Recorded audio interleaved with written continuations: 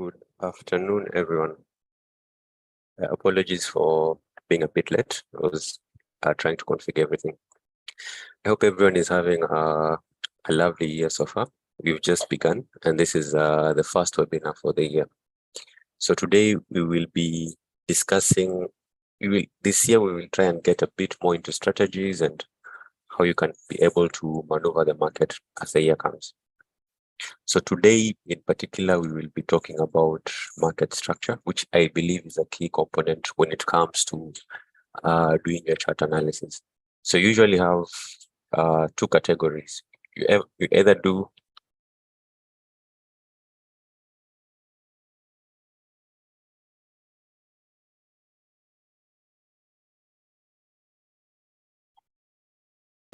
So hello, Dennis.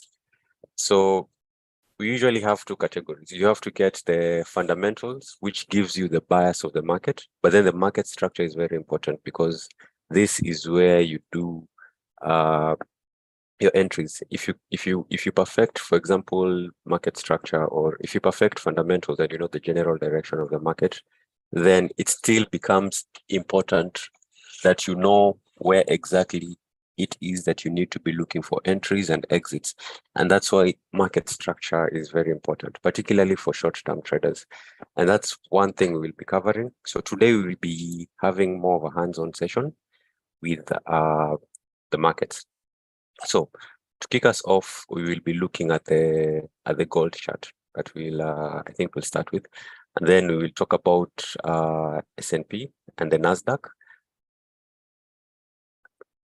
So one commodity, one index, and you're going to be talking about one currency pair. So that's going to kick us off. You're going to have you're going to see how generally people approach market analysis and the market structure itself. So for starters, market structure is simply how the market is like. How is the market behaving at that point? Are we generally in an uptrend or a downtrend? If I can just clear this. That's number one. Are we generally in an uptrend or a downtrend? And then secondly, we need to know the key turning points in the market. What are the key areas in the market that help us characterize what exactly it is we're looking for? So I'd assume, for example, for fundamental traders, you already have an idea of what the market is like or where the market needs to head to. But then market structure gives you sort of an idea of where all the key levels are. And that's the most important thing to begin with. So generally, when looking at market structure, we are looking at swing points, number one. Then number two, you're looking at the overall trend in the market. So there are many approaches. We have guys who usually use indicators, there are guys who use price action. It depends on what exactly you're trying to get from the market. But in this case, we're going to use pure price action just for us to get a feel of how to understand these moves as we go. So when we are trying to deduce market structure, the very first thing is you need to have a bigger picture time frame. So market structure is generally deduced with a multi-time frame analysis. So you need one time frame that's going to tell you the general direction of the market, and this is your bigger picture time frame. It gives you an overview of what is happening, because at the end of the day, the market is usually fractal in nature. You can observe market structure in the daily time frame, you can observe market structure in the H4 time frame, you can observe market structure in the H1 time frame, and so on and so forth. So at what point do you have a big enough picture for you to know the general direction of the market? And this is important because perhaps you might be seeing an uptrend in the daily time frame, and then when you come to the 5 minutes, it's a downtrend. So you need to know what is happening within the context of the larger picture, and that is important. This right here probably seems, if I was to zoom this right here probably seems like we are in a downtrend, but is this in actual sense a pullback in a higher time frame? That's something someone needs to know. And once you have everything fitting perfectly together, then that's when you can start bringing in your fundamental ideas. That's when you can start bringing in ideas to do with sentiment and what the bias of the market needs to be.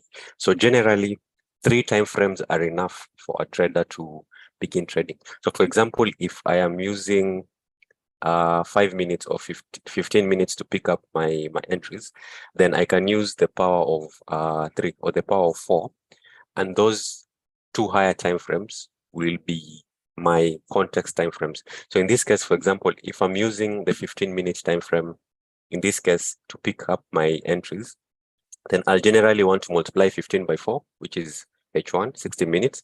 This will be my first overall time frame. And then I'll also use H4, which is also going to guide me in terms of the context. If I'm picking my entries from the H1 time frame, for example, then I'm going to use H4 and daily to identify market structure and to identify the context of the market. Again, if I'm going to use H4 to pick up my entries, then it follows that I'm going to be using daily and weekly. So 3 time frames is enough because it not only gives you an adequate enough room. For example, if I'm using M15, then going all the way to the daily might be, or weekly might be, too big of a time frame. So it's good to go to a larger time frame, but not too large, in that you lose the whole point of why you're trying to take trades. That's the first thing. So once you go to a time frame like H4, you have 3 steps in general when it comes to identifying structure. So your higher time frame can be, you can, for example, in this case, if we start with H4, then the first thing we can do, and this is something a lot of traders ignore, we can simply convert it to a line chart, which gives us a clearer understanding of where all the support and resistance zones are. Because remember, support and resistance zones give us an idea of potential turning points, and potential turning points show us the market structure. Market structure, again, is how we can be able to see where price was turning, where price is trending to. That's the general idea of a market structure. So in this case, the first thing I'll do is turn this into a line chart. Gives me a very clear picture of where all the major turning points are. And a simple rule to identifying turning points is where the major trends have ended. So in this case, I can see one big push, one big trend over here that ended, or one big impulsive move. We have another big impulsive move here. So in this case, if we have 2 or more impulsive moves that turn against a point, then this can be a good area to place as a level. Yeah, so I've used this impulsive movement here and this impulsive movement here to identify this potential level here. So if I was to delete the arrows that I've made, then you have a good estimate of where our potential turning point is. And remember, this is a zone and not a specific point. It's good to remember that it's a zone. So having an estimate of where the market has the most touches, in this case, I'll do that, where the market has the most touches, then that's where I'm going to put my line. And that's one potential turning point. Then the other area I'm seeing on this chart is at the end of this push. So this push over here, we had that push over there, and we had this push over here.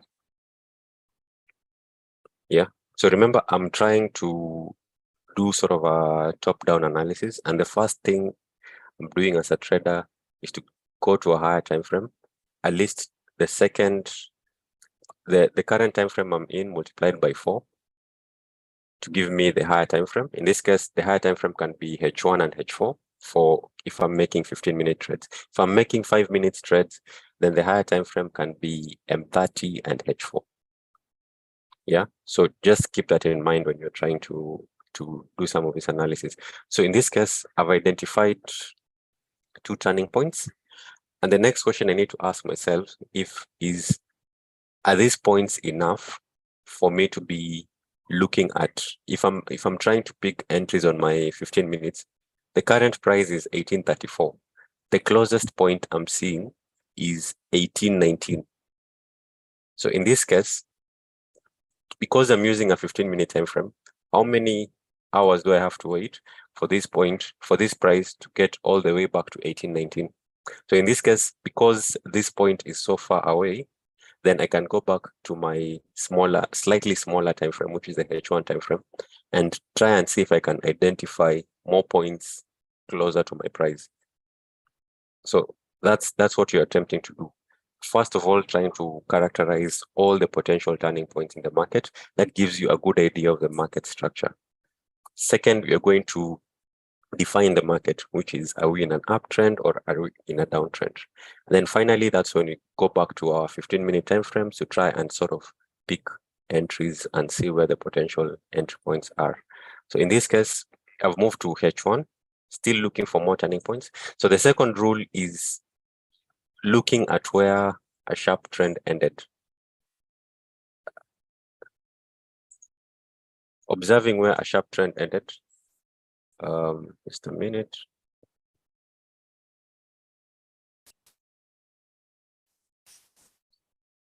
Oh, okay. Yeah, so in this case, we have this trend that ended up here.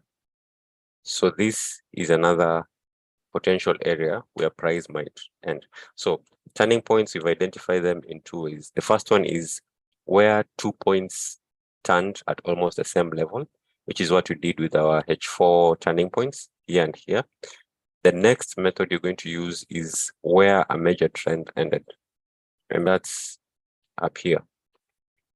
So now you can see we have a potential zone much closer to our price. So at the end of the day, you're trying to see how close can we get to this price. And then on a smaller time frame, we can also see that there's a potential entry point over here. So I'll just mark this level over here like that. Yeah. So now that we've identified all our levels, we can convert back to a line chart, to a candlestick chart, sorry. In this case, now we have a clearer picture of where everything is at. We can see our levels are marked correctly. In this case, we have the body of the candle right up to where we had marked our closing level, and we have this level over here. So that's the first thing we need to do, which is identify potential turning points. Now, when you zoom out of this chart, you sort of start to see an emerging narrative of how the market is behaving. And building a narrative is part of your market structure foundation skills. So in this case, we went to H4, identified all our turning points, went to H1, did the same, because you're trying to see turning points that are much closer to this. And then now we can finally and safely arrive at our 15-minute chart, where we're going to look at key areas where we'll be looking to take this market, or where we'll be looking to identify, or where we'll be looking to enter the market. So in this case, we have the levels at 1847 and 1824, around 1824. So as a trader, one of the things you need to do is be patient with the markets. This is important because not all the time that you get into or you open your computer, it's not all the time that you're going to find trades.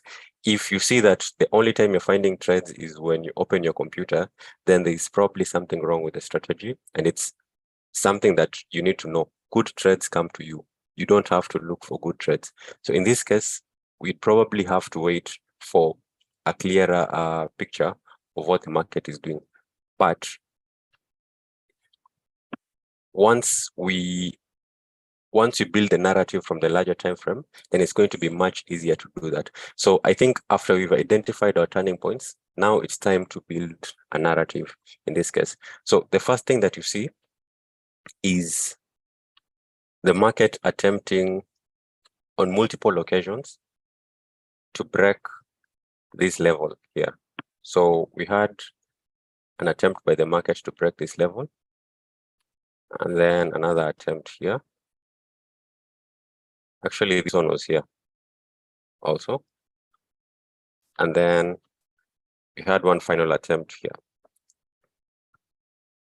So you can see that the market was bullish, but sellers kept on coming back into the market to take this market lower. I think that's a narrative you can start seeing. And this is merely on the fact that we're observing how prices are behaving around the turning points. Look at this large wick that bounced off this level at 1819. That gives you a clear narrative of what the market is attempting to do. Another thing to look at when it comes to market structure is how the swing points are behaving. So in this case, we can see that whenever the market attempted to go higher and came back lower, at each point, the lows were generally higher than the previous lows. So this gives you a good picture that, or this tells you that sellers, although they're coming into the market, they're not able to push this market further than they had previously. So this gives you a good idea of the type of trend that's about to form. And in this case, we know that because we are forming higher lows, and generally speaking, buyers are attempting to break higher, then in this case, it's probably a bullish market. We're probably looking at a bullish market, and bulls are looking to control that narrative. Another key indicator, or another clue, if I may say so, remove this. So we have this over here, like that. So we've seen that all along, sellers have been attempting to sell the market, but they failed to go lower than they went initially. So first off, look at this impulse. When sellers attempted to go lower, it wasn't as low as this move over here. And the most recent move wasn't as low as this move, because at each point, the low, give that. So I'm basically marking the lows on this chart. So at each point, when the sellers attempted to go lower, it was generally higher than the previous low. But at the same time, we had a very strong resistance up here. So remember, you're trying to build a narrative every time you look at this chart. And in this case, the narrative is there was a strong resistance. Buyers finally managed to break out of this resistance. Sellers are still generally very weak. So we are generally in a bullish trend. Yeah. So now when you come back to lower time frames, excuse my drawings, when you come back to a lower time frame, you should be expecting some activity at this point. Or no, I've deleted the upper thing. Yeah. So when it comes to this, we do know that we are in a bullish trend, and our key level is at 1824. So if you're picking trades on your 15-minute time frame, then you should be waiting for a reversal at around 1824 and trying to observe if you can see any buy signal to take this market higher. Remember how we've come to that conclusion? We've drawn from the fact that in the H4 and the H1, bulls are generally stronger, or bulls appear to be stronger than the bears. And in this case, because bulls appear to be stronger than bears, then our bias is bullish. Secondly, we are looking at a key level of 1824, where we will be looking to buy. So in this case, in as much as we are observing a downtrend, this now is market structure. So again, remember when I started, I said market structure is fractal in nature. That means you can observe market structure inside market structure inside market structure. So in this case, if you are to go lower around these levels, then we'll be looking to observe, again, a series of higher highs to confirm our bias. So we look for the lower time frame market structure to align with the higher time frame market structure, like that. So once you see confirmation of the smaller time frame market structure being in line with the higher time frame market structure, then it can be our cue to participate in this market. In this case, we're trying to observe whether our bias of the 15-minute time frame is in alignment with our bias. Because now prices were forming lower lows and lower highs, then we need to wait for the market to start forming higher highs and higher lows to confirm our larger time frame buyers, and that's when you can look to enter this market. Okay, let's go to a different chart. So in this case, I'll be using, I think I'll use the H1 as my entry time frame. That means I'll have to start all the way from the daily. Remember the rules of 4. So if my entry time frame is H1, then I'll multiply by 4 so that my analysis time frame is H4 and the daily. So in this case, I'll start with the daily. Repeat the process. Remember, it's an iterative process. Every time you open a new chart, the first thing you're trying to do is identify market structure, build a narrative, and then from the narrative, you can determine what your bias is. Yeah. So where are the key turning points? Number 1. What's the general direction of the market? Number 2. How are the candles like, or how are the candles behaving in these key structures? And that's how you attempt to build a clearer picture of your bias. So most of the times traders will just get into their entry time frame. For example, I'll just go into M15, zoom out, see that I'm on an uptrend, and then that's it. But in that case, you miss an entire narrative. You miss the opportunity to know what's happening in the broader picture. And this helps you understand what you need to do or when you need to wait. Because 90% of the time, good traders wait for the trades and the setups to come to them. So in this case, assuming I'm using my H1 time frame as my entry time frame, then I'll go to the daily time frame to start my analysis. Again, process is the same. If you're used to seeing turning points, you don't have to convert to a line chart, but a lot of people find it easier to just do that, convert to a line chart. And then from here, identify key areas where the price was turning. Again, 2 rules. Mark out areas where the price turned back twice. And then the second rule is mark out areas where a large trend ended. So in this case, for example, what I mean by a large trend or a big trend, like this entire trend over here, we can mark this point, because this was a large trend that ended here. So that's your key area. Another trend that ended was this one. Yeah. So this entire trend ended down here. So this is a good level. And to confirm that, it's also a point where price bounced off price. So that's another key level. You can do this and identify as many levels as possible. Let me remove this and this, like that. Okay, another point where prices ended, it's important to look left. I can see the end of a trend over there. So this entire push down here on the left ended at 11,153. So this is also a key area. Again, remember, you don't have to be very precise with these levels because they are zones at the end of the day. So I'll do that with my daily, then I'll go to H4 and attempt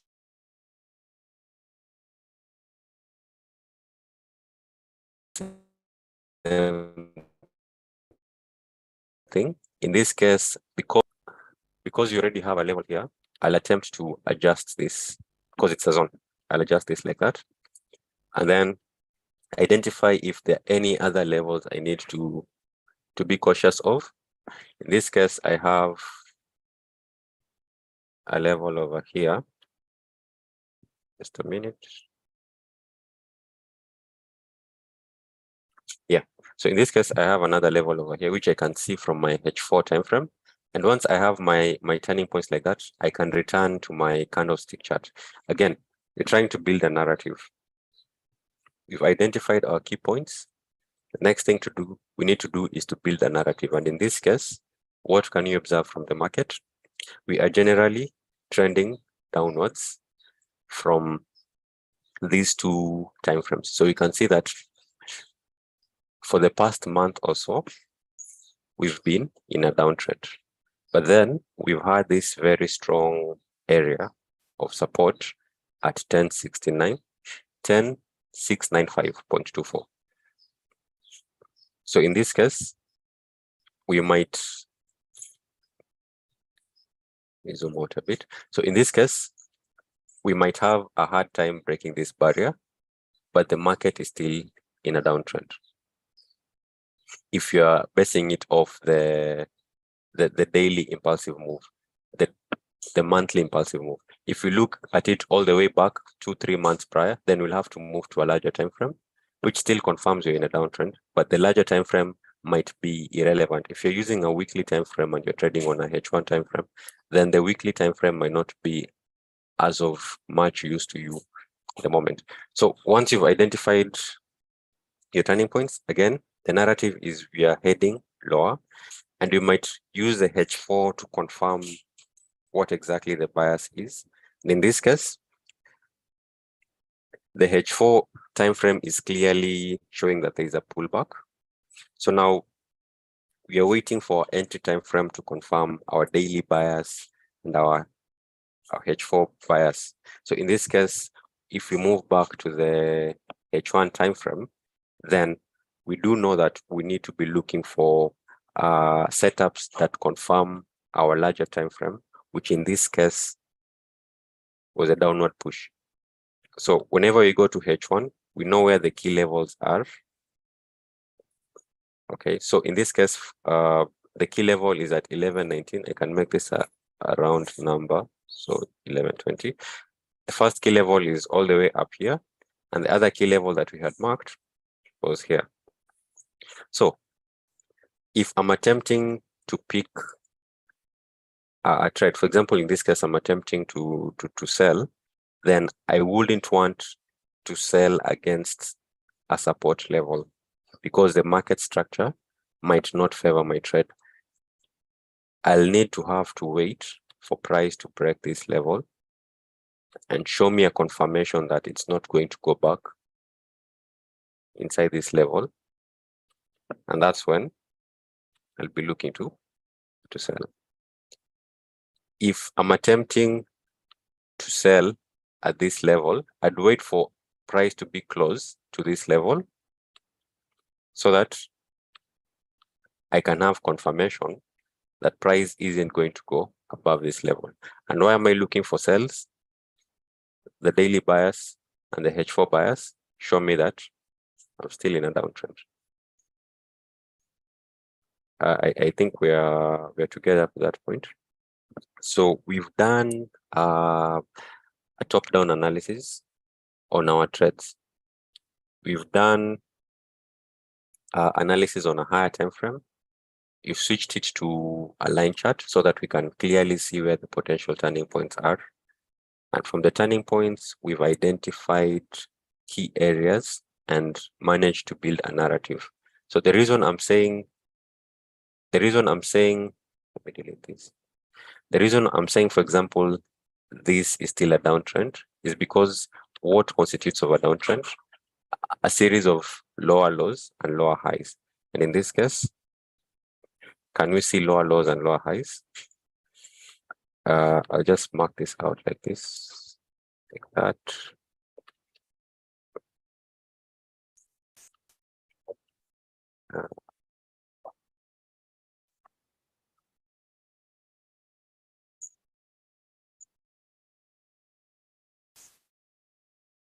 Okay. This here.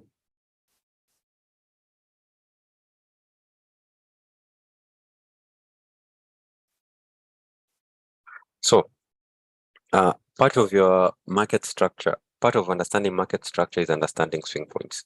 And in this case, you need to be able to differentiate between major swing points and minor swing points. So in this case, I might want to believe that this is an uptrend or this is the start of an uptrend forming. But the only way to confirm this is to use my key level, which is this one, 1120. If I see price sustained higher at this level, then I'll conclude that I'm in an uptrend. But in that case, my theory still holds that I'm in a downtrend. That's how you approach trading, and that's how you try and approach market structure, because at the end of the day, it's very hard for trends to change. You need a very good reason for you to say this is a trend that is changing. And in that case, you need things like turning point, support and resistance, and a deep understanding of market structure to be able to conclude that are we still in a downtrend or is this trend changing? And you'll need triggers for you to understand or for you to mark out that indeed we have a trend changing in one direction or another. So in this case, that's the reason I've concluded that we are potentially still in a downtrend up to the day or up to the time when we see prices being sustained above 111. So if price can stay consistently above this level, then that's when you conclude that the trend has changed. So you need to test out your theory. You need to test out your bias. If, for example, you assume the market is in a downtrend, can you find one or two reasons why that might not be the case? And then see if those reasons are compelling enough for you to change your opinion. Because at the end of the day, the only way you're going to avoid having biases in the market is if you're looking at the market from both angles. In that case, after you've concluded that you're in a downtrend, you've done your analysis of potential areas, you've built your narrative, then you can be ready to look for entry points in the market. So I'll just put that back. Yeah, so then you can be able to look for entry points in the market. So I believe using market structure is versatile and helps you bring out a clearer picture of what the market is doing. So we can do the same for pound USD. I think this one can use a 15-minute time frame like that. Okay, this one looks interesting.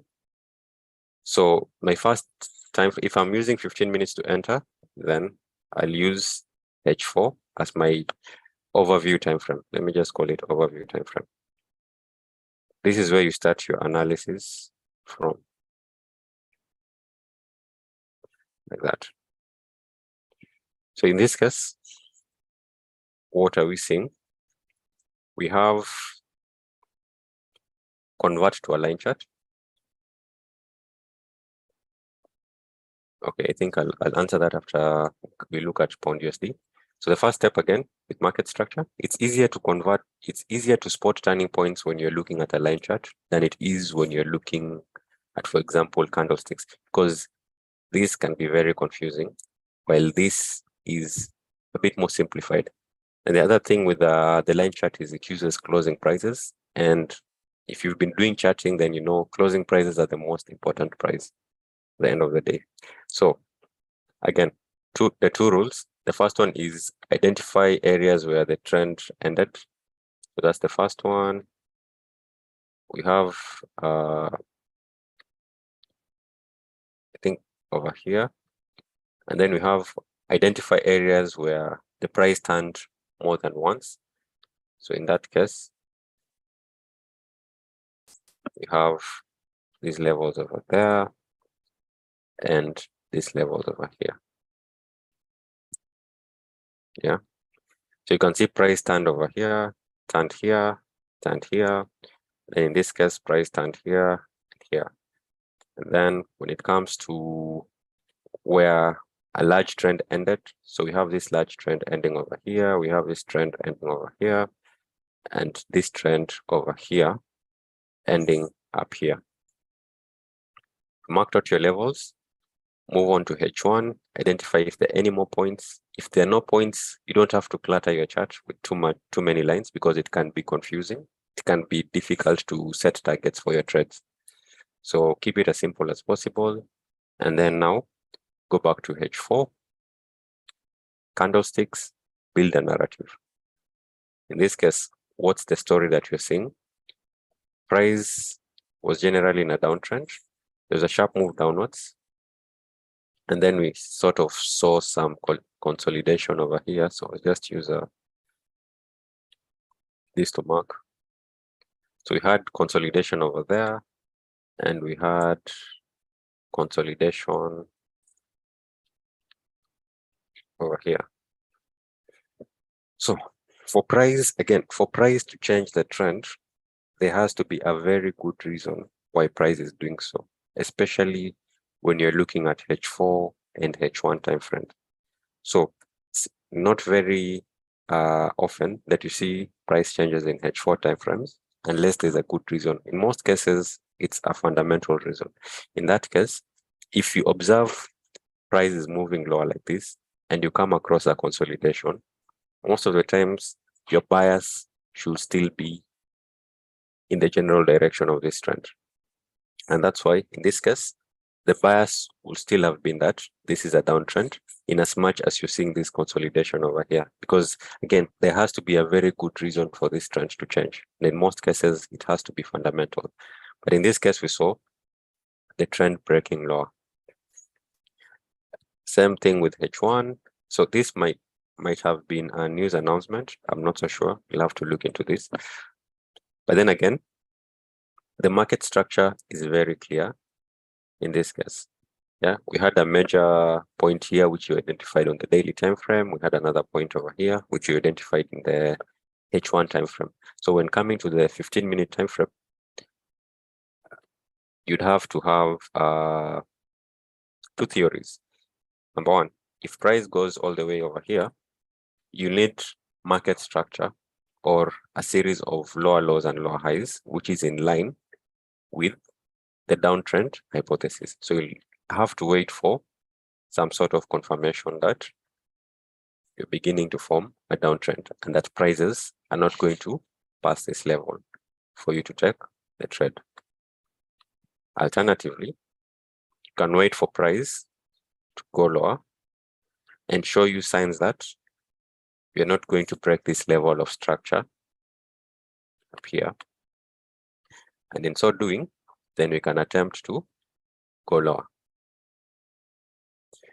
Okay, so Mulo is asking, if you're scalping, can you begin your analysis using H1? Okay, so let's look at that. So if you're scalping, I'm assuming you're using the 1 minute time frame. I'm assuming you're using the 1 minute time frame. So in this case,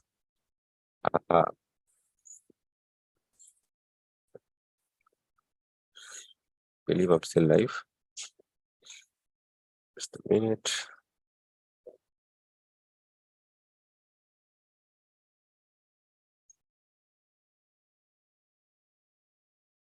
Okay, I think we need to wind up. Okay, so if you're scalping, generally you're looking at the 1 minute time frame. So let me just clear this up. So again, use the rules of 4. So in this case, M5 and M5 times 4, that's around M20, which is M30, will be your higher time frames. The reason you're skipping at least one is so that you have a larger enough picture, because the difference between M15 and M30 isn't that large. You need sort of a bigger difference to get you different information. The information you're getting on M30 and M15 is probably going to be around the same. So if you're going to use, for example, M15 and M30, then it doesn't make a lot of sense. So the best thing to do is M1, skip 4 levels. So M1 times 4, which is around M4 or M5. That's going to be your higher time frame. And then one more, you can add one more time frame, which is going to be your M30 time frame. So in this case, you have a big enough picture for what you're doing on the M1. Because if I'm using the M1, if I'm scalping on the M1 and going to a H1 time frame, then the H1 isn't really telling me much, because this is too big of a time frame to be of any use when you're using an M1 time frame. Same thing, if you're using, for example, H1, then the weekly time frame is going to be too big of a time frame for you to use to make any sense of it. So you need to have a clear structure on the levels you're skipping in terms of the time frames. Okay, any other questions from the viewers? I believe we need to end the stream now. Okay, if there are no more questions, we will be here the entire week. We want to set up a good start for the year. I'll be here tomorrow, same time from 3, and on Friday, Thursday. We'll be talking about, we'll finish on this, talk about risk analysis concepts, and talk about entry techniques. So stay tuned with that. I believe Rufus will be covering live from now, so you can join him on that. And having said that, all the best in trading this week.